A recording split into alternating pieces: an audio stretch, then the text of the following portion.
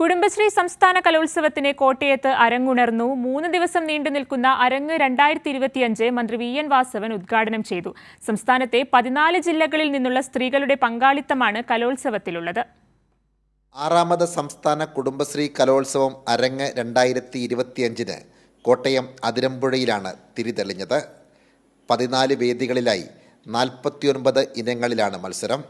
Junior senior വിഭാഗങ്ങളിലായി 3500-ലേറെ മത്സരാർത്ഥികൾ അരങ്ങിൽ മാറ്റുരയ്ക്കും.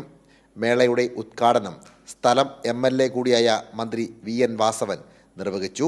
ലഹരി പോലുള്ള അധമ സംസ്കാരത്തിനെതിരെ പോരാടാൻ സ്ത്രീകളെപ്പോലെ മറ്റാർക്കും കഴിയില്ലെന്ന് മന്ത്രി.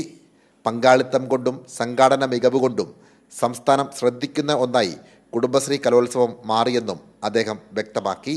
സ്ത്രീകളുടെ മാനസിക ഉന്മേഷത്തിനും ഉല്ലാസത്തിനും വകയൊരുക്കുന്ന പോലെ തന്നെ നമ്മുടെ സമകാലീന സാമൂഹ്യ ജീവിതത്തിന്റെ നേർക്കാഴ്ചകളെ ഹൃദയസ്പർശിയായി ജനഹൃദയങ്ങൾ അവതരിപ്പിക്കാൻ കഴിയുന്നത് കലയിലൂടെയും സാഹിത്യങ്ങളിലൂടെയൊക്കെയാണ്. അത്തരത്തിൽ ഓരോ രംഗത്തും പലപ്പോഴായി അവതരിപ്പിക്കുന്ന പല വിഷയങ്ങൾ ഒരുപക്ഷെ അതിൽ സാമൂഹ്യ വിമർശനങ്ങൾ ഉണ്ടാവാം. ഒപ്പം സാമൂഹ്യമായ അതിന്റെ ഉള്ളടക്കം യാഥാർത്ഥ്യബോധത്തോടുകൂടി ജനങ്ങളുടെ മുമ്പിൽ അവതരിപ്പിക്കാം.